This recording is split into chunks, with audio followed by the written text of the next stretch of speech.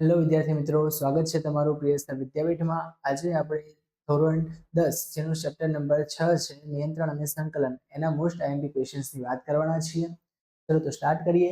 તો સૌથી પહેલા તો ચેપ્ટર નંબર 6 કે જે આપણને પૂછાય છે યા તો 5 માર્ક્સનું યા તો 6 માર્ક્સનું.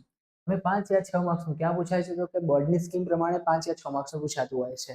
જો 5 માર્ક્સનું પૂછાય છે તો એની અંદર જે 2 માર્ક્સનું હોય છે હેતુલક્ષી હોય છે અને 3 માર્ક્સનું આપણને ક્વેશ્ચન જોવા મળે છે. અને અગર એની વાત ના કરીએ તો આપણે 3 માર્ક્સનું તો 6 માર્ક્સનું જે પૂછાવાનું છે તો 3 માર્ક્સનું હેતુલક્ષી અને તમને 3 માર્ક્સનો ક્વેશ્ચન જોવા મળવાનો છે.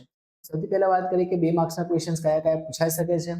તો આ ચેપ્ટરમાંથી 2 માર્ક્સની અંદર આવતા ક્વેશ્ચન્સમાં સૌથી મોસ્ટ આઈએમપી ક્વેશ્ચન છે ચેતાકોષ વિશે માહિતી. હવે ચેતાકોષ વિશે માહિતીની અંદર જોવા જઈએ તો ચેતાકોષ દોરવાનું એટલે કે આકૃતિ દોરીને એની અંદર એનું નામ નિર્દેશન કરીને માહિતી આપવાની આવે છે. તે 2 માર્ક્સમાં યા તો 3 માર્ક્સમાં જો આકૃતિ સહ પૂછી લીધો હોય તો 3 માર્ક્સમાં પણ પૂછાઈ શકે છે. જો ખાલી એની આકૃતિ આવે તો આકૃતિની અંદર નામ નિર્દેશન કરવાનું, ફક્ત નામ નિર્દેશનના પણ 2 માર્ક્સની અંદર પૂછાઈ શકે છે. એની પછી વાત કરીએ કે બીજો મોસ્ટ આઈએમપી ક્વેશ્ચન છે પરાવર્તિત પ્રક્રિયાઓ. તો એની ડેફિનેશન એટલે કે પરાવર્તિત પ્રક્રિયાઓ છે શું અને પછી એના ઉદાહરણો સહિત 2 માર્ક્સમાં પૂછાઈ શકે છે. એની પછી વાત કરીએ તો પરાવર્તિત કમાન. જે પરાવર્તિત પ્રક્રિયાઓ છે એના પરથી પરાવર્તિત કમાન કેવી રીતે ઉત્પન્ન થાય છે, ક્યાં ઉદ્ભવ પામે છે, આ બધું પરાવર્તિત કમાનમાં લખીને આકૃતિ સહ એટલે કે કરોડરજ્જુની આકૃતિ દોરીને આપણે સમજાવવાનું હોય છે. એની પછી વાત કરીએ તો વનસ્પતિમાં હલનચલન. તો સીધો પ્રશ્ન પૂછાય છે કે હલનચલન એટલે શું અને વનસ્પતિમાં થતા હલનચલનો સમજાવો. તો હલનચલનની અંદર જે પ્રકાર આવતા હોય એટલે કે વૃદ્ધિથી મુક્ત અને વૃદ્ધિ દ્વારા થતું જે હલનચલન છે વનસ્પતિમાં એ આપણે અંદર દર્શાવવાનું હોય છે. એની પછી વાત કરીએ કે ચેતોપાગમ અને ચેતાસ્નાયુ સંધાન. તો કે ચેતોપાગમ શું છે તો પહેલા તો એ સમજાવવાનું હોય છે. આકૃતિ દોરીને આમાં આકૃતિ મોસ્ટ ઓફલી નથી પૂછાતી, પરંતુ એની ડેફિનેશન ડાયરેક્ટલી પૂછાય છે અને એનું કાર્ય કઈ રીતે થાય છે એ આની અંદર 2 માર્ક્સની અંદર પૂછાતું આવે છે. ચલો એની પછી વાત કરીએ તો આ બધા છે એ તમારા 2 માર્ક્સના મોસ્ટ આઈએમપી ક્વેશ્ચન્સ છે.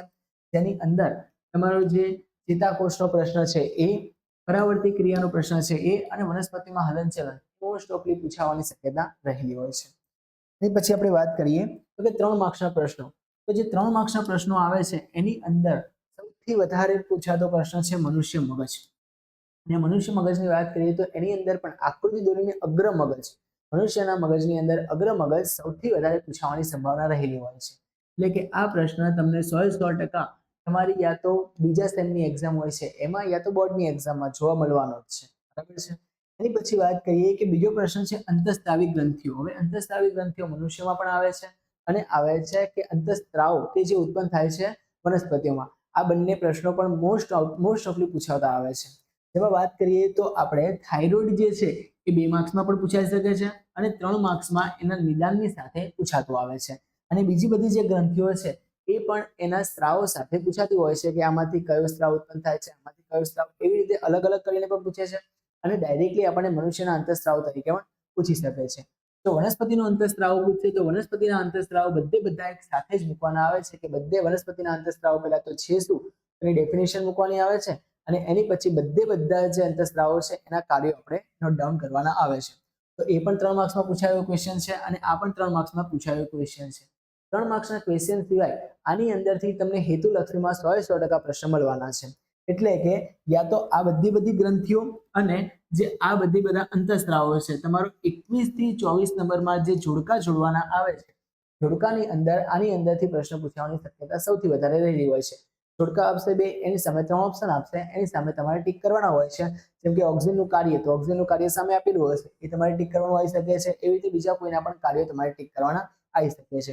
એવી રીતે આમાંથી ઉત્પન્ન થતા અંતઃસ્ત્રાવ કયા છે, એના કાર્યો શું છે એ પણ તમને ડાયરેક્ટલી જોડકા સ્વરૂપે પૂછી શકે છે. તો આ જે અંતઃસ્ત્રાવી ગ્રંથિઓ વાળો પ્રશ્ન છે એ તમને બંને જગ્યાએ કામમાં આવવાનો છે. એવી જ રીતે જે મનુષ્ય મગજ છે એ પણ સેમ વસ્તુ, મનુષ્ય મગજ અને મનુષ્ય મગજના જે કાર્યો છે એટલે કે અગ્ર મગજ એનું કાર્ય સામે લખેલું હશે જે તમારે જોડકા દ્વારા જોડીને બતાવવાનું હોઈ શકે છે.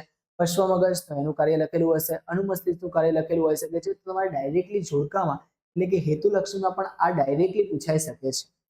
એની પછી વાત કરીએ 3 માર્ક્સનો બીજો એક આઈએમપી ક્વેશ્ચન કે જેનું નામ છે આવર્તન એટલે શું, તેના પ્રકારો જણાવો. હવે આવર્તન શું છે તો વનસ્પતિમાં આવર્તન શું પહેલા તો એ સમજાવવાનું આવે છે. વનસ્પતિમાં જે હલનચલન થાય છે એને આપણે આવર્તન કહીએ છીએ. કેવું હલનચલન તો કે સદિશ હલનચલન થાય, કોના પ્રત્યે થાય તો કે પર્યાવરણ પ્રત્યે થાય. તો આવર્તન સમજાવીને પછી આપણે એના પ્રકારો એટલે કે જલાનું વર્તન છે, પ્રકાશાનું વર્તન, આવા બધા એના પ્રકારો ડિટેલમાં સમજાવવાના આવે છે. અથવા તો તમને 2 માર્ક્સમાં જલાનું વર્તન, પ્રકાશાનું વર્તન કરીને પણ પૂછી શકે છે. આ ત્રણે જે ક્વેશ્ચન છે એ તમારી માટે બહુ જ આઈએમપી છે ક્વેશ્ચન છે. એ ત્રણ ક્વેશ્ચન્સમાંથી કોઈ એક ક્વેશ્ચન તમારી એક્ઝામમાં હશે અને હશે. તો આવા જ આઈએમપી ક્વેશ્ચન્સના વિડીયો અને શોર્ટ ટ્રીક વાળા વિડીયો જોવા માટે અત્યારે જ અમારી ચેનલ પ્રિયસ્થ વિદ્યાપીઠમાં જોડો.